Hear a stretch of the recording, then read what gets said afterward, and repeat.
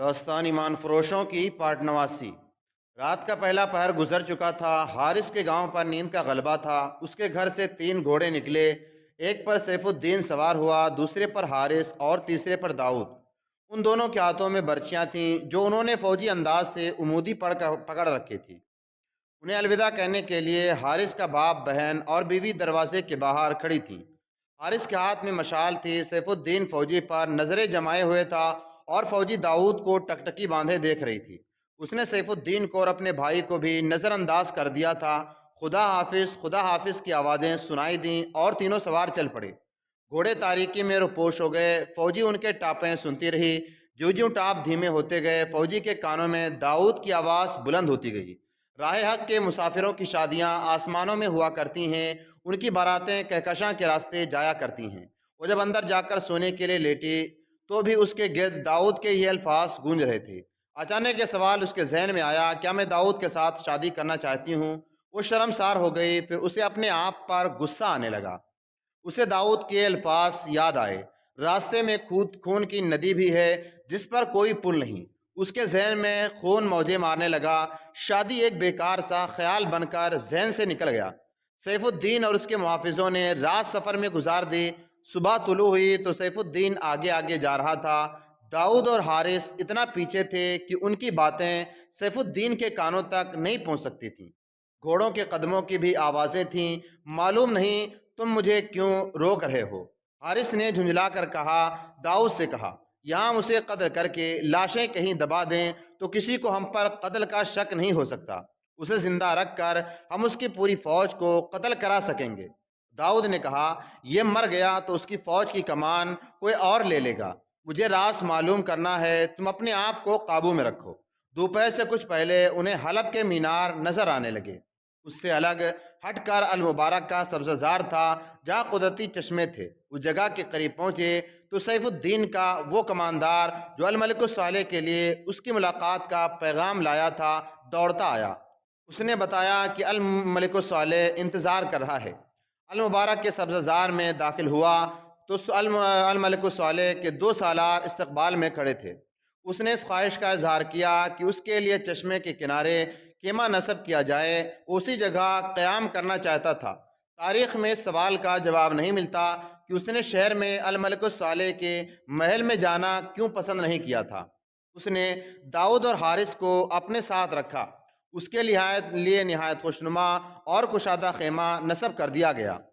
ملازم بھی آ گئے اور خیمے نے وہاں محل کا منظر بنا دیا۔ الملک الصالح نے اسے قلعے میں رات کے کھانے پر مدعو کیا اور وہیں ملاقات طے ہوئی۔ شام کو سیف الدین اور الملک الصالح کی ملاقات ہوئی۔ قاضی بہاؤالدین شداد نے اپنی یادداشتوں میں سلطان یوسف پر کیا افتاد پڑی، یعنی سلطان ایوبی کا پورا نام یوسف صلاح الدین ایوبی تھا، میں ملاقات کو ان الفاظ میں بیان کیا ہے۔ آخر کار یہ طے پایا کہ الملک الصالح اور سیف الدین والی موصل کی ملاقات ہوگی۔ ملاقات قلعے میں ہوئی جہاں الملک الصالح نے سیف الدین کا استقبال کیا۔ سیف الدین نے کمسن شہزادے الملک الصالح کو گلے لگا لیا اور رو پڑا۔ ملاقات کے بعد سیف الدین اپنے خیمے میں چلا گیا جو چشمہ المبارک کے پاس تھا۔ وہاں اس نے بہت دن قیام کیا۔ یہ دونوں واقعہ نگاروں نے جو قوائف قلم بند کیے تھے وہ اس طرح ہیں کہ سیف الدین نے الملک الصالح سے کہا کہ اس نے اس کے پیغام کے جواب نہیں دیا۔ الملک الصالح حیران ہوا۔ اس نے بتایا کہ اس نے دوسرے ہی دن تحریری جواب بھیج دیا تھا جس میں اس نے لکھا تھا کہ آپ فکر نہ کریں، صلح کا معاہدہ محض دھوکہ ہے جو وقت حاصل کرنے کے لیے سلطان ایوبی کو دیا گیا ہے۔ مجھے آپ کا کوئی پیغام نہیں ملا۔ سیف الدین نے کہا، میں اس پر پریشان تھا کہ آپ نے صلاح الدین ایوبی کے ساتھ صلح کا معاہدہ کر کے غلطی کی ہے اور ہمیں دھوکہ دیا ہے۔ الملک الصالح کے ساتھ 2 سالار بھی تھے۔ انہوں نے اسی وقت اس آدمی کو بلایا جسے پیغام دیا گیا تھا۔ اس نے بتایا کہ قاصد کون تھا۔ قاصد کو بلانے گئے تو معلوم ہوا کہ جس روز وہ پیغام لے کر گیا تھا اس روز کے بعد کسی کو نظر نہیں آیا۔ اس اطلاع پر بھاگ دوڑ شروع ہو گئی۔ قاصد کا کچھ پتہ نہ چلا۔ کسی کو یہ بھی معلوم نہ تھا کہ وہ کہاں کا رہنے والا ہے۔ وہ کہیں اکیلا رہتا تھا، وہاں اس کا سامان پڑا تھا، وہ خود نہیں تھا، یہ کسی کے وہم و گمان میں بھی نہیں تھا۔ کتنا اہم پیغام صلاح الدین ایوبی تک پہنچا دیا گیا ہے۔ یہ معاملہ الملک الصالح کے صلیبی مشیروں تک پہنچا تو انہوں نے یہ فیصلہ دیا: قاصد صلاح الدین ایوبی کا جاسوس تھا یا سیف الدین کی طرف جاتے ہوئے قاصد ایوبی کے جاسوسوں یا چھاپے ماروں کے ہتھے چڑھ گیا تھا؟ انہوں نے اسے قتل کر دیا ہوگا۔ اس کا نتیجہ یہ ہوگا کہ صلاح الدین ایوبی نے جنگی تیاریاں تیز کر دی ہوں گی۔ یہ بھی ہو سکتا ہے کہ حملے میں پہل کر دے۔ اس کا علاج یہ ہے کہ تینوں افواج ایک ہائی کمان کے تحت ہوں گی اور سپریم کمانڈر سیف الدین ہوگا۔ مشتقین نے اپنی فوج شامل تو کر دی لیکن خود حلب میں رہنا پسند کیا۔ صاف ظاہر تھا کہ وہ سیف الدین کے ماتحت نہیں رہنا چاہتا تھا۔ 2-3 دنوں میں 3 فوجیں حلب میں جمع ہو گئیں۔ صلیبیوں نے اسلحہ اور سامان بھیج دیا تھا۔ انہوں نے مزید سامان کا وعدہ کیا اور افواج کو کوچ کر دیا۔ حملے کا پلان عجلت میں بنایا گیا تھا۔ کوچ کو پوشیدہ رکھنے کے لیے نقل و حرکت رات کو کی گئی، دن کو پڑاؤ کرنا تھا۔ اس کے علاوہ یہ انتظام بھی کیا گیا کہ چھاپا ماروں کی خاصی تعداد کوچ کے راستے میں دائیں بائیں اور اس ہدایت کے ساتھ پھیلا دی گئی کہ کوئی مسافر بھی نظر آئے تو اسے پکڑ کر حلب بھیج دو تاکہ فوج کا کوچ خفیہ رہے۔ کوچ سے پہلے سیف الدین نے داؤد اور حارث کو بلایا۔ انہوں نے شاباش دی اور کہا کہ انہوں نے مشکل کے وقت میں اس کا ساتھ دیا ہے، جنگ کے بعد انہیں ترقی ملے گی اور انعام بھی۔ اس نے حارث سے کہا: تمہاری بہن کا میرے سر پر ایک فرض ہے، میں اس کے سامنے اس وقت جاؤں گا جب میں یہ فرض ادا کرنے کے قابل ہوں گا۔ حارث کو حیرت میں دیکھ کر اس نے کہا: فوجی نے کہا تھا کہ سلطان صلاح الدین ایوبی کی تلوار لے کر اور اس کے گھوڑے پر سوار ہو کر آؤ گے تو میں تمہارے ساتھ چلوں گی۔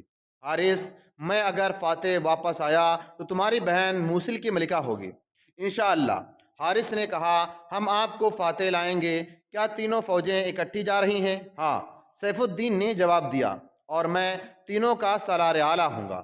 زندہ باد۔ داؤد نے کہا: اب بھاگنے کی باری صلاح الدین ایوبی کی ہے۔ داؤد اور حارث نے غلامانہ انداز سے جوشیلی باتیں کر کے اور فوجی کا نام بھی بار بار لے کر اس سے پلان کا خاکہ معلوم کر لیا اور نقل و حرکت کا انداز بھی پوچھ لیا۔ تم دونوں اپنی فوج میں چلے جاؤ۔ سیف الدین نے کہا: میرا محافظ دستہ آ گیا ہے، میں تم دونوں کو ہمیشہ یاد رکھوں گا۔ تینوں فوجوں کا کوچ رات کو ہوا۔ داؤد اور حارث موصل کی ایک فوج کے جیش میں شامل ہو گئے تھے۔ حارث کو تو کوئی سپاہی جانتے تھے کیونکہ وہ اسی فوج کا تھا۔ داؤد کے متعلق حارث نے بتایا کہ یہ والی موصل کا بھیجا ہوا آدمی ہے۔ کوچ کی حالت میں کسی نے داؤد کے متعلق چھان بین نہ کی۔ رات کو تینوں فوجیں 3 کالموں میں چلتی رہیں۔ آدھی رات کے بعد علاقہ چٹانی آ گیا، جہاں کئی جگہوں پر کالم کی ترتیب گڈمڈ ہو گئی۔ داؤد نے حارث سے کہا: یہاں سے نکلو، موقع اچھا ہے۔ رات کے اندھیرے میں فائدہ اٹھاتے ہوئے دونوں نے گھوڑے آہستہ آہستہ ایک طرف کرنے شروع کر دیے اور فوج سے دور ہٹتے گئے۔ داؤد کی اسکیم یہ تھی کہ دور جا کر گھوڑے کو سر پر دوڑا دیں گے۔ دن کو 3 فوجیں پڑاؤ کریں گی اور وہ دونوں ترکمان پہنچ جائیں گے اور صلاح الدین ایوبی کو حملے کی خبر دیں گے۔ اس طرح اسے حملے کی اطلاع ایک دن پہلے مل جائے گی اور وہ دشمن کے استقبال کا انتظام کرے گا۔ داؤد کو اپنی اسکیم کی کامیابی پر مکمل اعتماد تھا، مگر اسے معلوم نہیں تھا کہ ارد گرد کے علاقوں میں چھاپا مار اور جاسوس پھیلا دیے گئے ہیں۔ وہ دونوں دور دائیں طرف نکل گئے۔ جب دیکھا کہ فوج سے وہ بہت دور محفوظ فاصلے پر آ گئے ہیں تو انہوں نے ترکمان کا رخ کر لیا، لیکن گھوڑے دوڑائے نہیں، رفتار ذرا تیز کر دی۔ وہ گھوڑوں کو تھکانے سے بھی گریز کر رہے تھے کیونکہ انہیں منزل تک رکے بغیر پہنچنا تھا۔ رات گزرتی جا رہی تھی، صبح کا اجالا نکھرنے لگا تھا تو داؤد گھوڑے سے اترا اور ایک ٹیلے پر چڑھ کر اس طرف دیکھنے لگا جدھر افواج جا رہی تھی۔ اسے دور گرد کے سوا کچھ نظر نہیں آیا۔ اسے اطمینان ہو گیا کہ افواج سے بہت دور ہیں، مگر یہ اس کی غلطی تھی۔ اسے کوئی دیکھ رہا تھا۔ نیچے آ کر گھوڑے پر سوار ہوا اور دونوں نے گھوڑوں کی رفتار تیز کر دی۔ یہ ٹیلوں اور ریتیلے چٹانوں کا علاقہ تھا۔ وہ ٹیلوں کے درمیان میں سے گزر رہے تھے۔ آگے موڑ تھا۔ وہ موڑ پر پہنچے تو آگے سے 4 گھوڑ سوار آ گئے۔ چاروں نے برچیاں ان کی طرف کر دیں اور رک گئے۔ گھوڑوں سے اترو۔ گھوڑ سوار نے روب سے کہا: ہم مسافر ہیں۔ داؤد نے کہا: مسافر موصل کی فوج کے وردی میں نہیں ہوا کرتے۔ گھوڑا سوار نے کہا: مسافروں کے پاس یہ ہتھیار نہیں ہوا کرتے جو تم نے اٹھا رکھے ہیں۔ تم جو کوئی بھی ہو، تمہیں ہمارے ساتھ حلب چلنا ہوگا، ہم تمہیں چھوڑ نہیں سکتے۔ گھوڑے موڑو۔ یہ حلب کے چھاپا مار تھے جو مشکوک آدمیوں کو پکڑ کر حلب لے جانے کے لیے تمام علاقے میں پھیلا دیے گئے تھے۔ چاروں سواروں نے ان دونوں کو گھیرے میں لے لیا۔ داؤد نے حارث سے آہستہ سے کہا، وقت آ گیا ہے بھائی۔ حارث نے اپنے گھوڑے کے لگام کو جھٹکا دیا، گھوڑے نے اگلی دونوں ٹانگیں اٹھا دیں۔ حارث نے ایڑ لگائی، گھوڑے نے جست لگائی۔ حارث نے سامنے والے گھڑ سوار کے سینے میں برچھی اتار دی، لیکن اس کے بائیں جو سوار تھا اس کی برچھی حارث کے کندھے میں اتر گئی۔ داؤد تجربہ کار چھاپا مار تھا، اس نے گھوڑے کو ایڑ لگا کر کہیں سے گھمایا اور ایک سوار کو بے خبری میں لے لیا۔ وہ 4 تھے اور یہ 2۔ یہ جگہ گھوڑوں کی لڑائی کے لیے موزوں نہیں تھی، دونوں طرف ٹیلے تھے۔ تھوڑی دیر گھوڑے کودتے پھلانگتے رہے، برچیاں ٹکراتی رہیں۔ حارث گھوڑے سے گر پڑا۔ داؤد کو بھی زخم آئے تھے، جن میں 2-3 گہرے تھے، لیکن اس نے ہوش ٹھکانے رکھے۔ آخر چاروں سوار مارے گئے یا شدید زخمی ہو کر گر پڑے۔ داؤد بھی شدید زخمی تھا۔ اس نے دیکھا کہ معرکہ ختم ہو گیا تو اس نے حارث کے گاؤں کا رخ کر لیا۔ حارث کو دیکھنے کی ضرورت محسوس نہیں کی، اسے یقین تھا کہ وہ مر گیا ہے، اور اسے یہ یقین تھا کہ وہ خود بھی مر جائے گا، لیکن وہ سلطان ایوبی کو حملے سے قبل از وقت خبردار کرنے کے لیے زندہ رہنے کی کوشش کر رہا تھا۔ اس کا خون اتنا زیادہ بہہ گیا تھا کہ اس کی زین اور گھوڑے کی پیٹھ بھی لال ہو گئی تھی۔ اس نے اندازہ کر لیا کہ ترکمان دور ہے اور حارث کا گاؤں قدرے کم دور۔ اس کی نظر حارث کے باپ پر تھی۔ اسے امید تھی کہ وہ زندہ پہنچ گیا تو بوڑھے سے کہے گا کہ اپنے شہید بیٹے کی روح کی تسکین کے لیے ترکمان پہنچو اور سلطان ایوبی کو خبردار کر دو۔ اس نے گھوڑے کو ایڑ لگا دی۔ گھوڑا جتنا زیادہ ہلتا تھا، داؤد کے جسم سے خون اتنا ہی زیادہ نکلتا تھا۔ پیاس سے اس کے حلق میں کانٹے چبھ رہے تھے۔ اس کی آنکھوں کے آگے اندھیرا چھانے لگا۔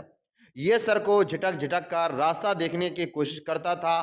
اس نے آیت کریمہ کا ورد شروع کر دیا اور تھوڑے تھوڑے وقت کے بعد آسمان کی طرف منہ کر کے بلند آواز سے کہا، زمین و آسمان کے مالک، تجھے اپنے رسول کا واسطہ مجھے تھوڑی سی زندگی عطا کر دے۔ اس کے نیچے گھوڑے بڑی اچھی چال دوڑتا جا رہا تھا، مگر داؤد کے زخم کھلتے جا رہے تھے اور وہ محسوس کر رہا تھا جیسے اس کے جوڑ بھی الگ ہو رہے ہوں۔ ایک بار تو اس کا سر ایسا ڈولا کہ وہ گھوڑے سے گرتے گرتے بچا۔ وہ چونک کر سنبھل گیا اور ایک بار پھر گھوڑے سے گرنے لگا۔ اس نے سنبھلنے کی کوشش کی مگر سنبھل نہ سکا۔ اسے اپنے پاؤں کے نیچے زمین محسوس ہوئی۔ اس کی آنکھوں کے آگے اندھیرا تھا۔ وہ ذرا اپنے آپ میں آیا تو اسے پتا چلا کہ یہ رات کا اندھیرا ہے اور اسے کسی نے تھام رکھا ہے۔ اسے وہ دشمن سمجھ کر آزاد ہونے کی کوشش کرنے لگا تو اس کے کانوں میں ایک نسوانی آواز پڑی، داؤد تم گھر میں ہو، گھبراؤ نہیں۔ اس نے آواز پہچان لی، یہ فوجی کی آواز تھی۔ وہ غشی کی حالت میں منزل پر پہنچ گیا تھا۔ آیت کریمہ نے اس کے روح کی روشنی عطا کی تھی۔ بابا کہاں ہیں؟ اس نے اندر جا کر پوچھا۔ وہ باہر چلے گئے ہیں، فوجی نے کہا، وہ کل یا پرسوں آئیں گے۔ فوجی اور اس کی بھابھی اس کے زخم دھونے لگیں تو اس نے پانی پی لیا۔ پانی پی کر کہا، فوجی تم نے کہا تھا کہ مردوں کے کام عورتیں بھی کر لیا کرتی ہیں۔ وہ رک رک کر بڑی مشکل سے بول رہا تھا، میرے زخم نہ دھو، بیکار ہے، میرے اندر خون نہیں رہا۔ میں ٹھیک ہوتا تو برداشت نہ کرتا کہ تمہیں اس گھر سے باہر جانے دیتا۔ یہاں مسئلہ میری اور تیری ذات کا نہیں، ایک امانت کا مسئلہ ہے۔ یہ ہمارے رسول پاک کی ناموس کا مسئلہ ہے۔ اس نے فوجی کو ترکمان کا راستہ سمجھایا اور اسے پیغام دیا کہ حلب، ہران اور موصل کی فوجیں کس طرح مشترکہ کمان میں حملے کے لیے آ رہی ہیں، کدھر سے آ رہی ہیں اور ان کا پلان کیا ہے۔ اس نے فوجی کو بتایا کہ اس کا بھائی فرض کی ادائیگی میں شہید ہو گیا ہے۔ فوجی تیار ہو گئی اور اس کے ساتھ حارث کی بیوی بھی تیار ہو گئی۔ ایک گھوڑا گھر میں تھا، دوسرا داؤد کا تھا۔ فوجی اور اس کی بھابھی داؤد کو اس حالت میں چھوڑ کر جانے سے گھبرا رہی تھیں۔ فوجی داؤد نے حنیف آواز میں کہا، میرے قریب آؤ۔ اس کے قریب آئے تو اس نے لڑکی کا ہاتھ تھام کر اور مسکرا کر کہا، راہ حق کے مسافروں کی شادیاں آسمانوں میں ہوا کرتی ہیں، ان کی باراتیں کہکشاں کے راستے جایا کرتی ہیں۔ ہماری شادی کی خوشی میں آسمان پر ستاروں کا چراغاں ہوگا۔ اور اس کا سر ایک طرف لڑک گیا۔ فوجی نے اسے بلایا مگر اس کی بارات کہکشاں کے راستے چل پڑی تھی۔ فوجی کو سب کچھ بتا کر داؤد شہید ہوا تھا۔ فوجی اور اس کی بھابھی نے گھر کو اللہ کے حوالے کیا، گھوڑوں پر زین ڈالی اور اس پر فوجی کی بھابھی سوار ہو گئی۔ فوجی نے داؤد کے گھوڑے پر کو پانی پلایا اور سوار ہو گئی۔ زین پر خون کی تہ جمی ہوئی تھی۔ دونوں گھوڑے گاؤں سے نکل گئے۔ دونوں لڑکیاں اللہ کے بھروسے پر جا رہی تھیں، اس راستے سے واقف نہیں تھیں۔ داؤد نے فوجی کو ایک ستارہ سمجھا دیا تھا، وہ ستارے کی رہنمائی میں چلتی گئیں۔ ادھر تینوں افواج دن بھر قیام کر کے رات کو چل پڑی تھیں۔ ترکمان زیادہ دور نہیں تھا۔ سلطان ایوبی ترکمان میں آنے والے طوفان سے بے خبر تھا۔ اس نے دیکھ بھال کا انتظام کر رکھا تھا، مگر اس کے دشمن نے بھی اب کے اچھے انتظام کیے تھے۔ اس نے اپنے چھاپے ماروں کو بتا دیا تھا کہ ترکمان کے قریب انہیں سلطان ایوبی کے ایسے آدمی ملیں گے جو دیہاتی لباس میں یا خانہ بدوشوں کے بھیس میں ہوں گے، اور وہ دیکھ بھال کر رہے ہوں گے۔ مورخین لکھتے ہیں کہ صلاح الدین ایوبی کا اس طوفان سے بچنا ممکن نظر نہیں آتا تھا۔ اس کا بے خبری میں دبوچے جانا یقینی تھا۔ اپنے سالاروں سے وہ کہہ رہا تھا کہ حلب، حران اور موصل والے اتنی جلدی حملہ کرنے کے قابل نہیں ہو سکتے۔ حالانکہ اسے سیف الدین کی طرف الملک الصالح کا بھیجا ہوا پیغام مل گیا تھا۔ فوجی اور اس کی بھابھی پر جیسے دیوانگی طاری تھی، انہیں احساس ہی نہیں رہا تھا کہ وہ مستورات ہیں، ان کے راستے میں کیسے کیسے خطرے ہیں۔ رات انہیں گھوڑوں پر گزار دی۔ صبح کا نور پھیلنے لگا تو ٹیلوں اور ریتیلی چٹانوں کے قریب سے گزر رہی تھیں۔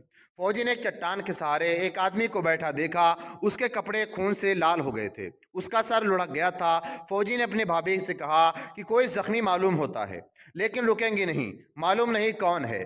انہیں اس کے قریب سے گزرنا تھا۔ وہ آدمی اٹھنے کی کوشش کر رہا تھا۔ گھوڑے قریب گئے تو فوجی نے چیخ کر کہا، حارث، اور گھوڑے سے کود گئی۔ وہ حارث تھا، وہ شہید نہیں ہوا تھا، لیکن اس کا زندہ رہنا بھی معجزہ تھا۔ اس کے جسم پر برچھیوں کے بہت سے زخم تھے۔ لڑکیوں نے گھوڑوں کے ساتھ پانی کے چھوٹے چھوٹے مشکیزے باندھ رکھے تھے۔ انہوں نے حارث کو پانی پلایا۔ اسے ذرا ہوش آیا تو اس نے پوچھا، میں گھر میں ہوں، داؤد کہاں ہے؟ فوجی نے اسے ساری بات بتا دی اور بتایا کہ اس وقت کہاں ہے اور کدھر جا رہی ہیں۔ حارث نے کہا، مجھے گھوڑے پر ڈال لو اور ترکمان کی طرف گھوڑے دوڑا دو۔ دونوں لڑکیوں نے اسے گھوڑے پر بیٹھا دیا۔ فوجی اس کے پیچھے بیٹھ گئی۔ حارث روح کی قوت سے زندہ تھا، ورنہ اس کے جسم میں خون کا ایک قطرہ نہیں بچا تھا۔ یہ فرض کی لگن کا کرشمہ تھا۔ فوجی نے اس کی پیٹ اپنے سینے سے لگا دی اور اسے ایک بازو سے پکڑا ہوا تھا۔ وہ سرگوشیوں میں فوجی کو راستہ بتا رہا تھا۔ سلطان ایوبی کی دشمن افواج سیف الدین کی کمان میں ترکمان کے قریب پہنچ رہی تھی۔ ادھر فوجی حارث کی بیوی ایک محفوظ سمت سے ترکمان کی طرف جا رہی تھیں۔ افق سے آسمان گہرا بادامی ہوتا جا رہا تھا اور یہ رنگ اوپر ہی اوپر اٹھتا جا رہا تھا۔ فوجی کی بھابھی نے افق کی طرف دیکھا تو اس نے گھبرا کر اور چلا کر کہا، فوجی ادھر دیکھو۔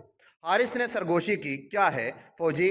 آندھی، فوجی نے کہا، اور اس کے دل پر گھبراہٹ طاری ہو گئی۔ اسے خطے کے لوگ ان آندھیوں سے واقف تھے۔ علاقہ بے شک چٹانی تھا، لیکن کچھ حصے ریتیلے تھے اور ارد گرد ریگزار تھا۔ آندھی تب آتی تھی تو چٹانوں کے ریت میں دفن کر دی جاتی تھی۔ انسانوں اور جانوروں کے لیے یہ قیامت ہوتی تھی، لیکن یہ جو آندھی آ رہی تھی وہ اس خطے کی چند ایک بھیانک آندھیوں میں سے ایک تھی، اور اس آندھی نے تاریخی حیثیت حاصل کر لی۔ میجر جنرل ریٹائرڈ محمد اکبر خان رنگروٹ نے اپنی انگریزی کتاب گوریلا وارفیئر میں چند ایک یورپی مورخوں اور مسلمان واقعہ نگاروں کے حوالے دے کر لکھا ہے کہ جس روز الملک الصالح گمشتگین اور سیف الدین کے متحدہ افواج سلطان ایوبی پر بے خبری میں حملہ کرنے کے لیے ترکمان کے قریب پہنچ گئیں تو ایسی آندھی آئی کہ اپنی ناک سے ایک بالشت آگے کچھ نظر نہیں آتا تھا۔ سلطان ایوبی کو معلوم نہیں تھا کہ اس آندھی میں اس پر ایک اور طوفان آ رہا ہے۔ تاریخ میں لکھا گیا ہے کہ متحدہ افواج سلطان ایوبی پر حملہ کرنے میں تاخیر کر دی تو سالار اعلیٰ کی لغزش تھی، لیکن راہ حق کے مسافروں کی مدد خدا کیا کرتا ہے۔ کہا جا سکتا ہے کہ خدائے ذوالجلال نے دو مسلمان لڑکیوں کے جذبے حریت کی لاج رکھ لی تھی۔ ایک بہن اپنے زخمی بھائی کو سینے سے لگائے مجاہدین اسلام کو کفر کی یلغار سے خبردار کرنے کو دوڑے جا رہی تھی۔ اسے کوئی غم نہ تھا کہ اس کا بھائی مر رہا ہے۔ آندھی اتنی تیزی سے آئی کہ کسی کو سنبھلنے کا موقع نہ ملا۔ متحدہ افواج چٹانوں کی اوٹ میں بکھر کر پناہ گزین ہوئی۔ گھوڑے اور اونٹ بے لگام ہو گئے۔ کمانڈروں کو اطمینان تھا کہ آندھی گزر جائے گی اور فوجوں کو منظم کر لیا جائے گا، مگر آندھی کا زور بڑھتا جا رہا تھا۔ سلطان ایوبی کی خیمہ گاہ کی بھی حالت بہت بری تھی۔ خیمے اڑ رہے تھے، بندھے ہوئے گھوڑوں اور اونٹوں نے قیامت برپا کر رکھی تھی۔ ریت کی بوچھاروں کے ساتھ کنکریاں ریزے جسموں میں داخل ہوتے محسوس ہوتے تھے، چیخیں ایسی جیسے بدروہیں اور چڑیلیں چیخ رہی ہوں۔ سورج ابھی غروب نہیں ہوا تھا، مگر پتہ چلتا تھا کہ سورج کو آندھی اڑا لے گئی ہے۔ کمانڈر چلاتے پھر رہے تھے، سپاہی اڑتے خیموں کو سنبھالتے، گرتے اور اٹھتے تھے۔ تین چار سپاہی ایک چٹان کی اوٹ میں دبکے بیٹھے تھے۔ ایک گھوڑا جو آہستہ آہستہ چل رہا تھا ان پر چڑھ گیا۔ سپاہیوں نے ادھر ادھر گرتے چلاتے کہا، گھوڑا روک بدبخت، کہیں اوٹ میں ہو جاؤ۔ گھوڑا رکا تو ایک سپاہی نے اپنے ساتھیوں سے کہا، کچھ اور نہ کہنا، عورت ہے۔ ایک اور نے کہا، یہ دو عورت ہیں۔ وہ فوجی اس کی بھابھی تھیں۔ سپاہیوں نے سمجھ لیا کہ آندھی میں راستہ بھول کر ادھر آ نکلی ہیں۔ ان کے گھوڑوں کی اباغیں پکڑ لیں اور انہیں چٹان کے اوٹ میں کرنے لگیں، ہمیں سلطان تک پہنچاؤ۔ فوجی نے آندھی کی چیخ میں چلا کر کہا، سلطان صلاح الدین ایوبی کہاں ہے؟ ہم بہت ضروری پیغام لے کر آئی ہیں، ورنہ سب مارے جاؤ گے۔ سپاہیوں نے گھوڑے پر ایک لہولہان زخمی کو بھی دیکھ لیا تھا۔ انہوں نے گھوڑوں کی باگیں پکڑی اور بڑی مشکل سے سلطان ایوبی کے خیمے تک پہنچے، مگر وہاں کوئی خیمہ نہ تھا۔ خیمہ اڑ گیا تھا۔ کمانڈر نے دیکھ لیا اور لڑکیوں کو سلطان ایوبی تک لے گیا۔ سلطان ایک عمودی چٹان کے اوٹ میں بیٹھا تھا، اس کی حفاظت کے لیے کناتیں تانی گئی تھیں۔ لڑکیوں کو دیکھ کر سلطان ایوبی تیزی سے اترا۔ سب سے پہلے حارث کے گھوڑے سے اتارا گیا، وہ بھی زندہ تھا۔ لڑکیاں گھوڑے سے اتریں اور تیزی سے بولتے ہوئے فوجی نے سلطان ایوبی کو بتایا کہ متحدہ فوج حملے کے لیے آ گئی ہے۔ حارث نے سرگوشیوں میں ضروری باتیں بتائیں اور بولتے بولتے ہمیشہ کے لیے خاموش ہو گیا۔ اس سے کچھ دیر بعد آندھی کا زور تھمنے لگا۔ سلطان ایوبی نے اپنے سالاروں کو بلایا اور حکم دیا کہ خیمے سنبھالنے کی ضرورت نہیں، سپاہیوں کو جیشوں اور دستوں میں اکٹھا کرو، چھاپے مار دستے فوراً بلاؤ۔ اس نے سالاروں کو بتایا کہ کیا ہونے والا ہے اور رات کے اندر اندر کیا کیا نقل و حرکت کرنی ہے۔ آندھی کا زور کچھ اور کم ہو گیا، لیکن رات کا اندھیرا پھیل گیا۔ سیف الدین کی متحدہ فوجیں اپنے آپ کو سنبھالنے میں مصروف ہو گئیں۔ بہت میں سے سپاہی سو گئے۔ رات کا حملہ اس بد نظمی کی وجہ سے ملتوی کر دیا گیا کہ جانور بھی ادھر ادھر بھاگ دوڑ رہے تھے۔ آدھی رات کے بعد افواج پر نیند کا غلبہ طاری ہو گیا۔ سلطان ایوبی کا کیمپ جاگ رہا تھا اور وہاں بے پناہ سرگرمیاں تھیں۔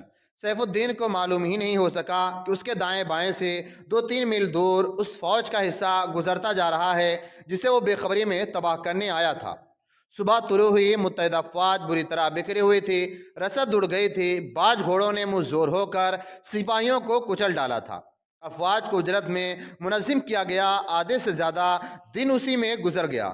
سیف الدین نے تینوں افواج کے سالاروں کو حکم دیا کہ چونکہ سلطان ایوبی بے خبر ہے، اس لیے سامنے سے کھلا حملہ کر دیا جائے۔ دن کے پچھلے پہر حملہ کیا گیا۔ دائیں بائیں چٹانیں اور سرسبز ٹیلے تھے۔ اس نے حملہ آوروں پر تیروں کا مہ برسنے لگا۔ سامنے سے آگ کے گولے آنے لگے۔ آتش گیر مادے کی ہانڈیاں گرتی اور پھٹتی تھیں۔ سیال مادہ بکھر جاتا تھا۔ اس پر جب منجنیقوں کے پھینکے ہوئے آگ کے گولے گرتے تھے تو زمین مہیب شعلے اگلتے تھے۔ حملہ شروع ہو گیا۔ سیف الدین نے افواج کو پیچھے ہٹا لیا اور حملے کی ترتیب اور اسکیم بدل دی، مگر اس کی فوجیں پیچھے ہٹیں تو عقب سے ان پر ایسا شدید تیز حملہ ہوا کہ فوجوں کا شیرازہ بکھر گیا۔ یہ حملہ سلطان ایوبی کے اپنے محفوظ اسٹائل کا تھا۔